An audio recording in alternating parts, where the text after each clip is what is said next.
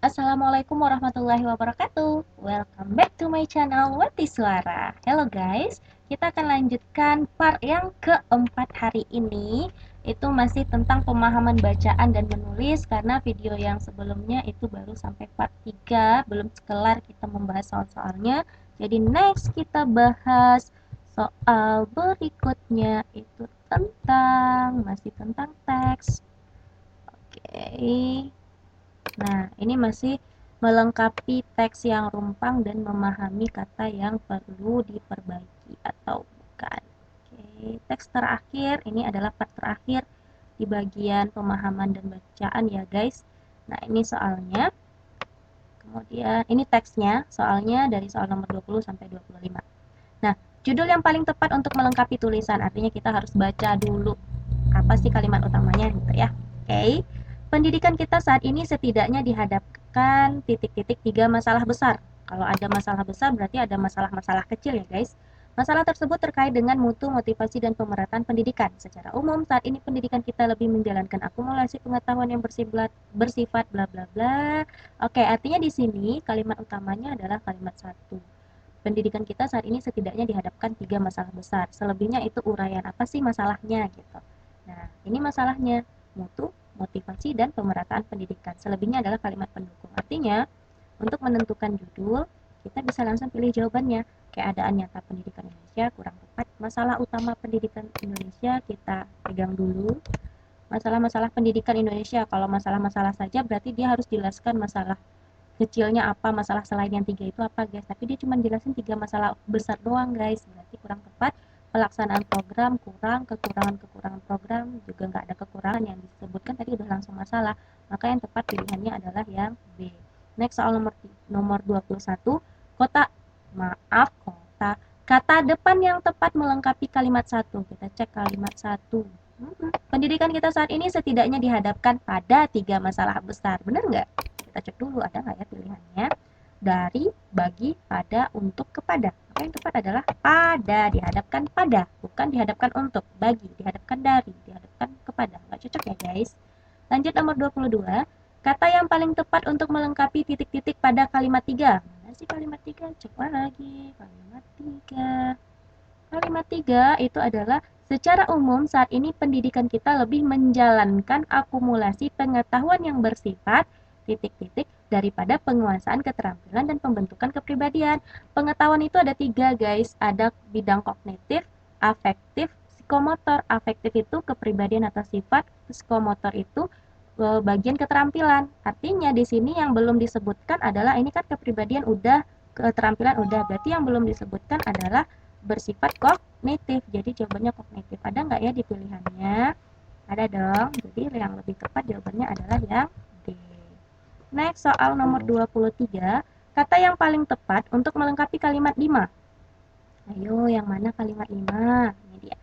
Bentuk motivasi ini lebih mengutamakan ijazah atau gelar daripada titik-titik yang benar-benar dikuasai.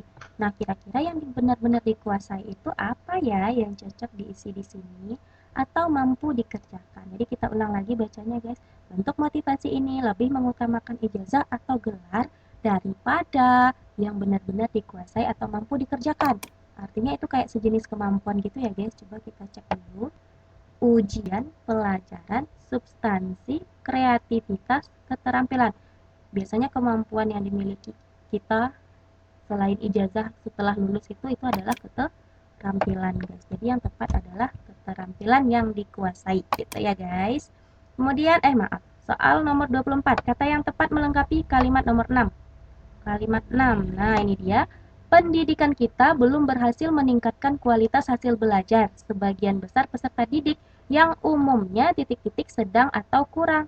Nah, kira-kira yang umumnya sedang atau kurang itu apa yang diukur dari peserta didik? Itu juga sejenis kemampuan. Nah, kita cek dulu pilihan jawabannya. Berkemauan, berkeuangan, berkekurangan, berkemampuan. Nggak mungkin berkeuangan kurang ya guys. Berkemauan kurang dan sedang nggak cocok. Berkekurangan nggak cocok. Jadi yang lebih tepat itu adalah berkemampuan. Berkemampuan. Jadi yang lebih cocok yang D. Yang E kenapa? yang E ini berketerampilan, sedangkan kemampuan yang harus dimiliki siswa setelah lulus itu ada 3 guys, bukan keterampilan doang, tapi kognitifnya, kemudian afektifnya, dan keterampilannya gitu. Jadi yang lebih tepat di sini yang mewakili ketiga-tiganya adalah berkemampuan. Next, soal nomor terakhir, kata berimbuhan yang salah digunakan pada paragraf. Nah, kita harus baca dari awal berarti berimbuhan yang salah. Kita cek. Pendidikan kita saat ini setidaknya dihadapkan pada 3 masalah besar. Nggak ada masalah ya. Masalah tersebut terkait dengan mutu, motivasi, dan pemerataan pendidikan. Cocok-cocok aja. Secara umum, saat ini pendidikan kita lebih menjalankan akumulasi. Lebih menjalankan. Saat ini pendidikan kita.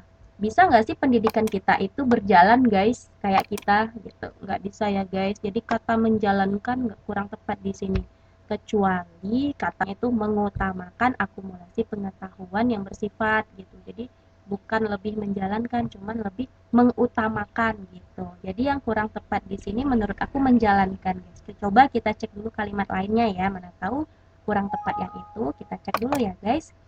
Pola motivasi sebagian peserta didik lebih kepada penampilan daripada pencapaian. Nggak ada masalah ya. Bentuk motivasi ini lebih mengutamakan ijazah atau gelar daripada yang benar-benar dikuasai atau mampu dikerjakan. Pendidikan kita belum berhasil meningkatkan kualitas hasil belajar sebagian besar peserta didik yang umumnya berkemampuan sedang atau kurang. Pendidikan kita mungkin baru berhasil meningkatkan kemampuan peserta didik yang merupakan bibit unggul. Oke, berarti yang tepat ya sesuai prediksi aku tadi ya guys, menjalankan.